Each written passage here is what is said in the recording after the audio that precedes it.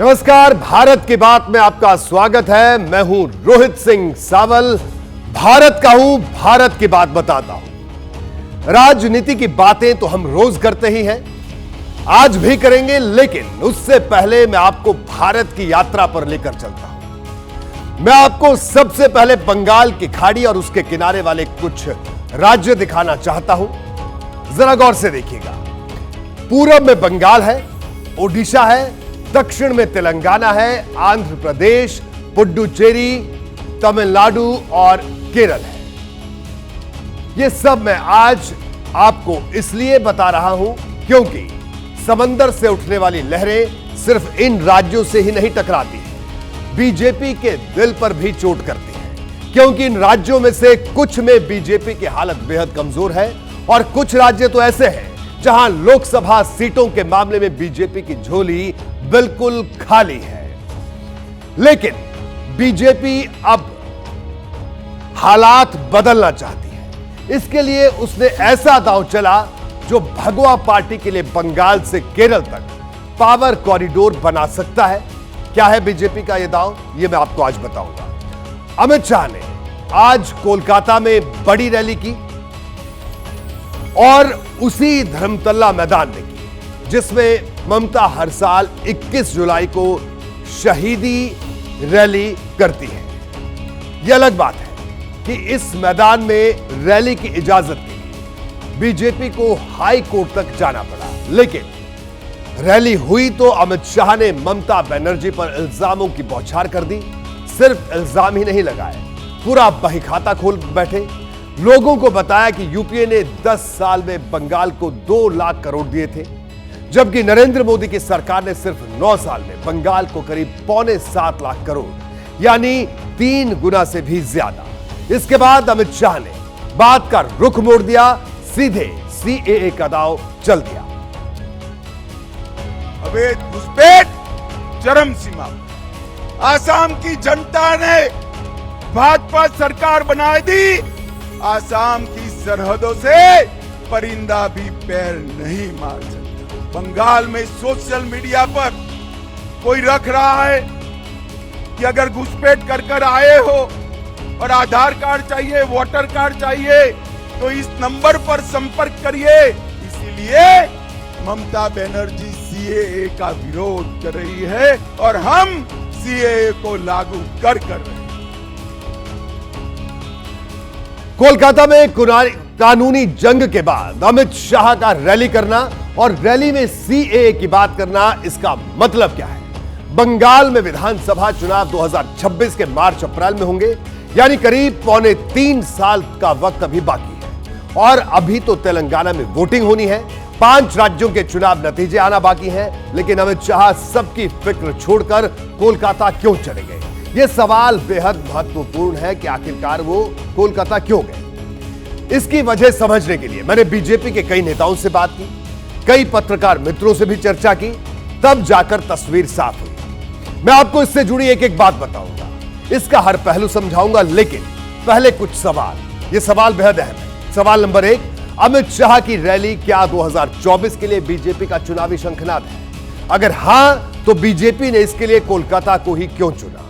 सवाल नंबर 2, अमित शाह ने कोलकाता की रैली में सिटीजन अमेंडमेंट एक्ट यानी सीएए का जिक्र क्यों किया? सवाल नंबर 3, पूरब और दक्षिण में ओडिशा, तेलंगाना, आंध्र प्रदेश, तमिलनाडु, केरल जैसे राज्य हैं जहां लोकसभा चुनाव में बीजेपी को मायूसी मिलती आई है। तो क्या बीजेपी बंगाल के रास्ते अब इन्हें साधना चाहती है? कैसे, वो भी आपको बताते हैं। 2024 के लिए बीजेपी के जिस चुनावी प्लान की बात मुझे बताई गई, उसके लिहाज से यह सवाल बेहद अहम है और इसके जवाब के लिए पूर्व और दक्षिण के राज्यों की सियासी और चुनावी तस्वीर समझना जरूरी है। इसलिए हम आपको राज्य के हिसाब से सीटों के बारे में बता देते हैं। जरा इसको गौर से देखिए। पूर्व के राज्यों की बात करें तो पश्चिम बंगाल, जहां लोकसभा की कुल 42 सीटें हैं। 2019 में बीजेपी ने यहां 18 सीट जीती। पूरब के ही दूसरे राज्य ओडिशा में 21 लोकसभा सीटें हैं, जिनमें से 8 बीजेपी के पास हैं। अब दक्षिण की तरफ चलते हैं। तेलंगाना में 17 लोकसभा की सीटें हैं, जिनमें से बीजेपी को 2019 में सिर्फ 4 सीटें मिली थी। आंध्र प्रदेश में लोकसभा की 25 सीटें हैं और बीजेपी के पास यहां एक भी सीट नहीं है। केंद्र शासित पुडुचेरी में 1 लोकसभा सीट है और यहां भी बीजेपी की झोली नहीं तो खाली ही दिखती है। तमिलनाडु में 39 सीटें, इनमें से 38 सीटें डीएमके के पास है, बीजेपी के पास यहां भी कोई सीट नहीं है। केरल में लोकसभा की 20 सीटें हैं, बीजेपी यहां भी खाली हाथ नजर आती है।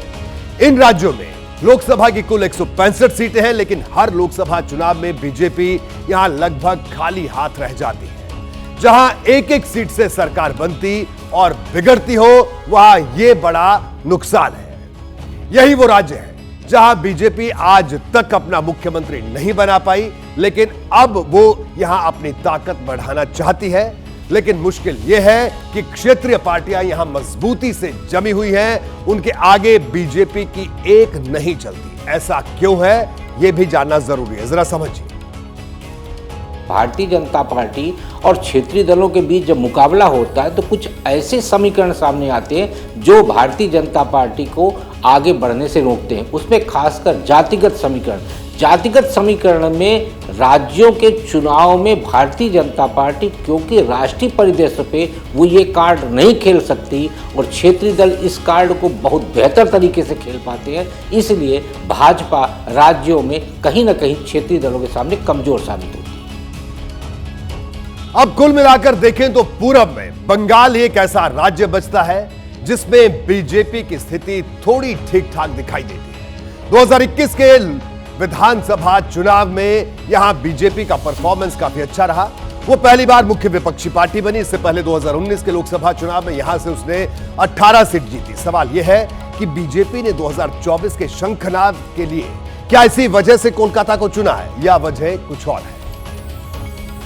लोकसभा में हमारे 18 सदस्य गए थे, जिसके कारण मोदी जी को 300 पार मिला था। इस बार उसको और बढ़ाना है। उम्मीद बढ़ गई हमारे ऊपर माननीय अमित शाह जी का। वो टारगेट हमेशा बढ़ा देते हैं और कार्यकर्ता भी जी जान लगाते हैं। तो उसमें पिछले बार था 22, इस बार 35 किए हैं। इस बार उसको पार भी कर सकते हैं। यहाँ से बंगाल मुक्ति चाहता है, वो भाजपा का हाथ पकड़कर मुक्ति होगा। बीजेपी के नेता बंगाल को मुक्ति दिलाने की बात कर रहे हैं, लेकिन बीजेपी के इनसाइडर्स ने जो बातें बताई वो बड़ा इशारा कर रही है। इशारा यह है कि बंगाल के रास्ते बीजेपी दक्षिण में भी सीटों के सूखे से मुक्ति पाने की कोशिश में जुटी है। बीजेपी की रणनीति समझने के लिए एक बार फिर अमित शाह की कोलकाता रैली की बात करना बेहद जरूरी है। इस रैली में अमित शाह ने सीएए का जिक्र किया। इसकी जरूरत क्यों पड़ी, इस सवाल के जवाब से पहले आपको एक बार फिर सीएए की खास बातें याद दिलवा देते हैं, क्योंकि बहुत दिनों से सीएए पर कोई बात नहीं कर रहा था। नागरिकता संशोधन अधिनियम यानी सीएए मोदी सरकार ने 2019 में पास करवाया। इसके मुताबिक 31 दिसंबर 2014 के पहले पाकिस्तान, बांग्लादेश और अफगानिस्तान से आए हिंदू, बौद्ध, सिख, जैन, पारसी और ईसाई भारत की नागरिकता के हकदार होंगे। यह बीजेपी के लिए बड़ा मुद्दा है, लेकिन बीजेपी जितनी बार इसका जिक्र करती है, विरोधी उतनी ही बार ध्रुवीकरण की कोशिश का इल्जाम लगाते हैं। इस बार भी अमित शाह ने सीएए लागू करने का संकल्प दोहराया तो कांग्रेस भड़क गई। अब सीए एनआरसी के मुद्दे पर आप सांप्रदायिक ध्रुवीकरण नहीं करा सकते। आप जब भी बंगाल जाते हैं तो आपको अपनी करारी हार याद आ जाती है, करारी शिकस्त याद आ जाती है, इसलिए आप कुछ भी बोलने लगते हैं। कांग्रेस लाख विरोध करे, लेकिन बीजेपी ने बंगाल में सीएए का जिक्र कर अपना दांव चल दिया है। यह ध्रुवीकरण का वो दांव है जो पूरब के बंगाल से दक्षिण के केरल तक असर दिखा सकता है। सिर्फ सीएए ही नहीं, कई ऐसे मुद्दे हैं जिसे बीजेपी हमेशा पकड़ कर रखती है। कश्मीर से अनुच्छेद 370 हटाने की बात को अगर छोड़ भी दे तो कुछ बातों का जिक्र बीजेपी के बड़े नेता हर सभा में करते हैं। जैसे अयोध्या में भव्य राम मंदिर का निर्माण का क्रेडिट बीजेपी लेती है, 3 तलाक खत्म करने के लिए कानून बनाने का श्रेय लेती है और गाहे बगाहे सीएए की धुन भी छेड़ती रहती है भारतीय जनता पार्टी। ये ऐसे मुद्दे हैं जो उसे विपक्ष पर बड़ी बढ़त दिलाते रहे हैं। इनके जरिए अगर वो विरोधियों को डाउनसाइज करने की कोशिश करती है तो दूसरी तरफ दक्षिण में एक्सेप्टेबिलिटी बढ़ाने की कोशिश भी कर रही है।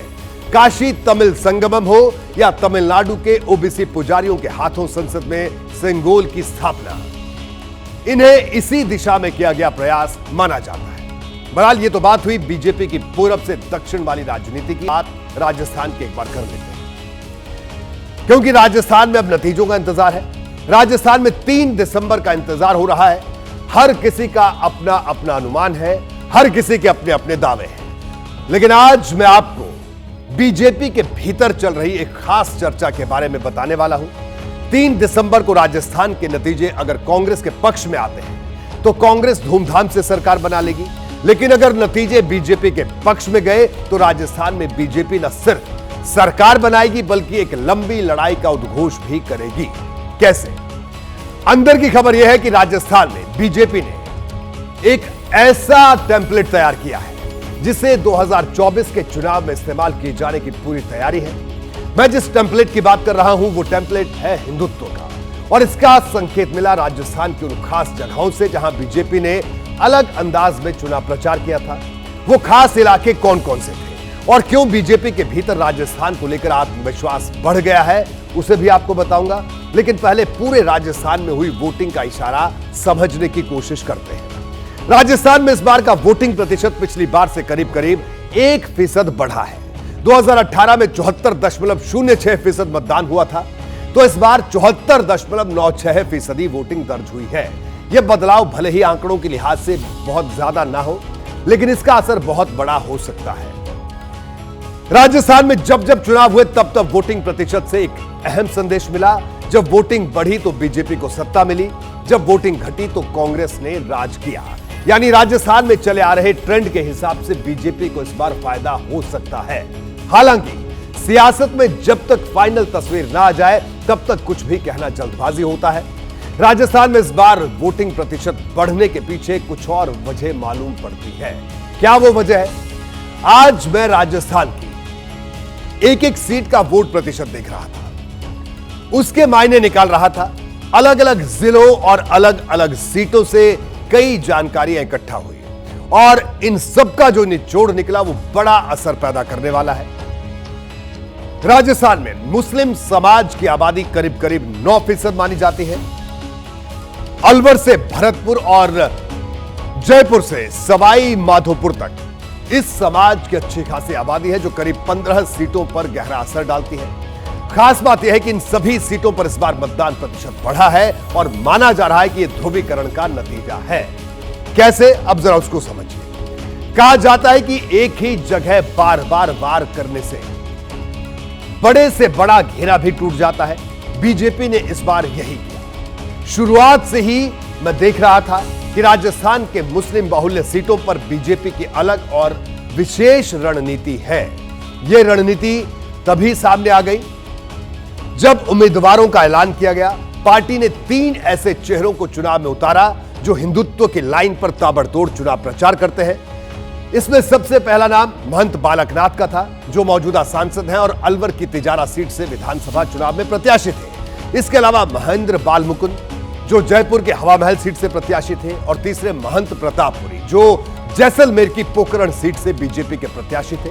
खास बात यह है कि इन तीनों ही सीटों पर वोटिंग परसेंटेज में अच्छी खासी बढ़ोतरी देखी गई। कहीं मतदान 2% बढ़ा तो कहीं 4%, और माना गया कि बीजेपी ने जिस तरह से यह चुनाव प्रचार किया ये उसी का नतीजा है। देखिए, बीजेपी ने अपने इशारे वोटिंग से पहले ही साफ कर दिए थे। टिकट बंटवारे में एक भी मुस्लिम को टिकट नहीं दिया था और अपना सियासी संदेश बीजेपी ने 2 महीने पहले ही अपने मतदाताओं को दे दिए थे। ध्रुवीकरण बीजेपी की कितनी बड़ी ताकत साबित होता है कि 3 दिसंबर को पता चलेगा। कुछ चीजें हार जीत से बहुत ऊपर होती है। जिन सीटों पर बीजेपी ने महंत उम्मीदवार उतारे थे वहां पिछले चुनाव में बीजेपी को हार मिली थी, लेकिन इस चुनाव में इन सीटों के जरिए बीजेपी ने पूरे राजस्थान में हिंदुत्व का मजबूत संदेश देने की कोशिश की है। इन नतीजों ने ना सिर्फ अपनी सीटों पर इन प्रत्याशियों ने चुनाव लड़ा, बल्कि पूरे प्रचार के दौरान कभी सनातन तो कभी हिंदुस्तान पाकिस्तान का मुद्दा सबसे ऊपर भी रखा। भारत पाकिस्तान का मैच है, यहाँ जीत की लड़ाई नहीं है, यहाँ पर वोटिंग परसेंटेज की भी लड़ाई है। उधर वोटिंग परसेंटेज कितना होता है आपको बताने की आवश्यकता नहीं है। हमारा वोटिंग परसेंटेज, क्योंकि वो कबीले एक हो गए ना सारे, उनके जो मंसूबे हैं उन मंसूबों को परसेंटेज से परास्त करेंगे तो आने वाले भविष्य में फिर कभी ऐसी हिम्मत नहीं करेंगे कि एक होकर हमारे सनातन धर्म को हराने की साजिश करें। उनकी जो सोच है, उनकी जो स्वभाव है, जो चरित्र है, वो पता चलता है कि वो सनातन के शत्रु है, सनातन के दुश्मन है, सनातन उन्हें पसंद नहीं है, सनातन मिटाने वाले उनके साथ बैठे हैं तो सनातन से वो परहेज करते हैं। अब तक यूपी, बिहार, बंगाल और गुजरात जैसे राज्यों में ही ध्रुवीकरण देखने को मिलता रहा, लेकिन राजस्थान में पहली बार देखा जा रहा है कि मुस्लिम बाहुल्य सीटों पर इतनी बढ़ चढ़कर वोटिंग हुई हो। जानकार इसकी सिर्फ एक वजह मानते हैं और वो है बीजेपी के चुनाव लड़ने का स्टाइल। राजस्थान के पूरे चुनाव प्रचार में बीजेपी हिंदुत्व को धार देती रही। मुस्लिम बाहुल्य सीटों पर किस तरह से चुनाव में बीजेपी ने जिस तरह से चुनाव लड़ा और कैसे प्रदेश भर में यहां से मैसेजिंग की, वो भी मैं आपको बताता हूं। संत समुदाय से आने वाले लोगों को टिकट दिया गया, जिसका जिक्र मैंने अभी कुछ देर पहले किया था। कट्टर हिंदुत्व की छवि वाले यूपी के मुख्यमंत्री योगी आदित्यनाथ से मुस्लिम बाहुल्य सीटों पर बैक टू बैक चुनाव प्रचार करवाया गया। मुस्लिम आबादी वाली विधानसभा सीटों पर पीएम मोदी ने रोड शो किए। हर चुनावी मंच से बीजेपी नेताओं ने राम मंदिर का भी जिक्र किया। किसी भी मुस्लिम चेहरे को इस बार टिकट नहीं दिया। इकलौते मुस्लिम चेहरे यूनुस खान का टिकट भी काट दिया गया। तो यह एक रणनीति रही। राजस्थान के चुनाव में ध्रुवीकरण हुआ है और ध्रुवीकरण होने का कारण सिर्फ एक मुद्दा नहीं है, बल्कि राज्य सरकार की जो कानून व्यवस्था और सुरक्षा का मुद्दा है, महिलाओं के खिलाफ अत्याचार का मुद्दा है, वो भी एक कारण रहा है। और उसी ने अवसर दिया है भारतीय जनता पार्टी को इस मुद्दे को धार देने का। वहाँ के हिंदू मतदाताओं को ये लगा कि भारतीय जनता पार्टी ही सुरक्षा संरक्षा के मामले में उनको उन लोगों से बचा सकती है जो कहीं ना कहीं उनके लिए खतरा है।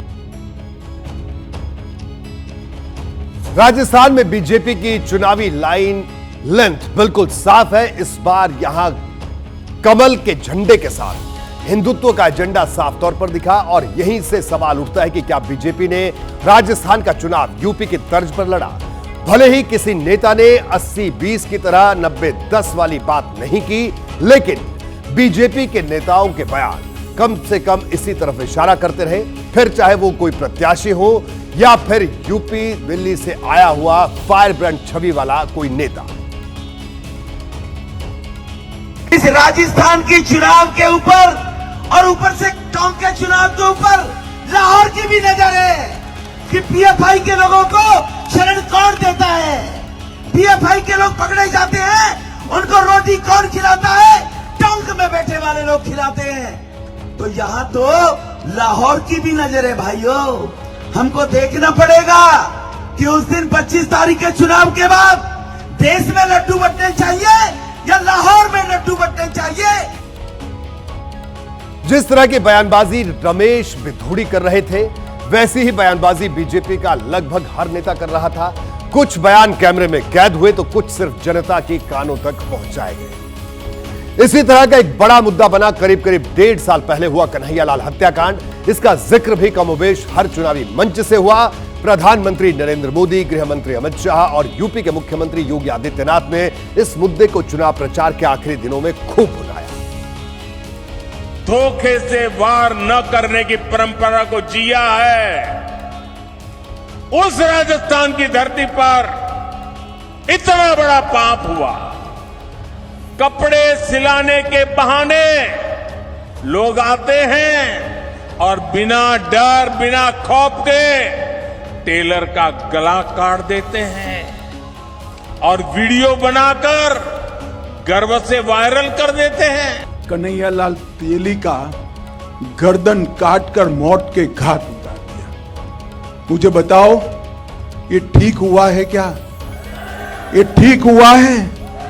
ये अशोक गहलोत की तुष्टीकरण की नीति ने किया है।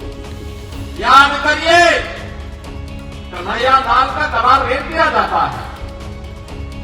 यूपी में कोई घटना को अंजाम देगा तो अब तक क्या अंजाम होता है, इसका परिणाम हर व्यक्ति जानता है। बीजेपी की तरफ से उठाए गए मुद्दों का लक्ष्य सिर्फ एक ही था किसी भी तरह हिंदू वोटर को एकजुट किया जाए। और यकीन मानिए, अगर बीजेपी ने राजस्थान का रण जीत लिया तो 2024 में ऐसे ही मुद्दे सबसे ऊपर दिखाई देंगे। कहने का मतलब यह है कि राजस्थान का यह विधानसभा चुनाव 2024 में होने वाले लोकसभा चुनाव की लाइन तय करेगा।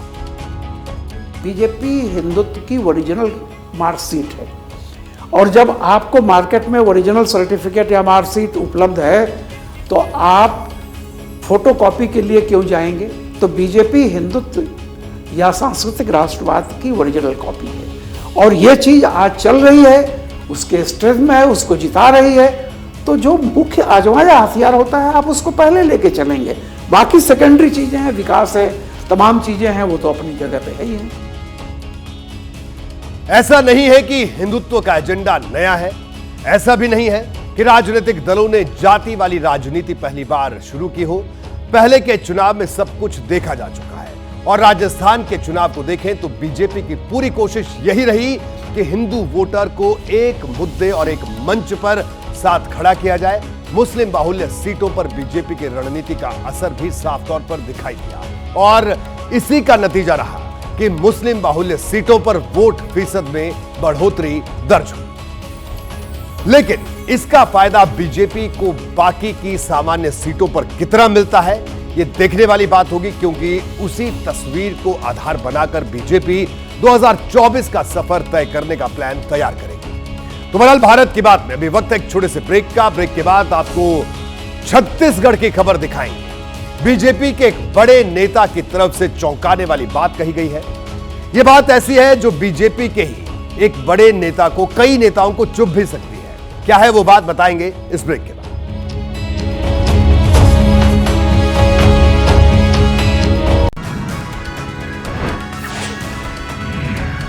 सियासत ऐसी जगह है जहां नेताओं का सब्र बहुत जल्दी टूट जाता है। छत्तीसगढ़ में मतदान खत्म हो चुका है, 3 दिसंबर का इंतजार हो रहा है। कौन किस पर भारी साबित होगा यह 3 दिसंबर को पता चलेगा, लेकिन दावेदारी और भविष्यवाणी तेज है। छत्तीसगढ़ के बीजेपी प्रभारी है, नाम है ओम प्रकाश माथुर। वो सामने आए, बड़े अंतर से जीत का दावा किया और मुख्यमंत्री के चेहरे पर चौंकाने वाली बात कह दी। ओम माथुर ने कहा कि छत्तीसगढ़ में मुख्यमंत्री का चेहरा कल्पनाओं के विपरीत होगा और चौंकाने वाला भी होगा। सुनिए। आपकी कल्पनाओं से विपरीत चेहरा होगा, चौंकाने वाला चेहरा होगा, क्योंकि भारतीय जनता पार्टी परिवर्तन में विश्वास करती है, और मैंने 90 में से 55 एकदम नए फ्रेश चेहरे थे। तो इसलिए इंतजार करिए कौन चेहरा होगा। इस समय कमल का फूल हमारा चेहरा है। ओम माथुर के बयान से यह साफ है कि बीजेपी अगर चुनाव जीतती है तो उसने मुख्यमंत्री का चेहरा लगभग तय कर लिया है, और जिस तरह से ओम माथुर ने बयान दिया है उसके हिसाब से रमन सिंह के चांस अब ना के बराबर हो गए या बहुत कम है। हालांकि बीजेपी के ही वो पार्टी है जो अक्सर चौंकाने वाला फैसला लेती है, लेकिन सियासत में यह बात जरूर याद रखनी चाहिए कि कोई भी बात तब तक पूरी तरह सही नहीं है जब तक तस्वीर पूरी तरह से साफ ना हो जाए।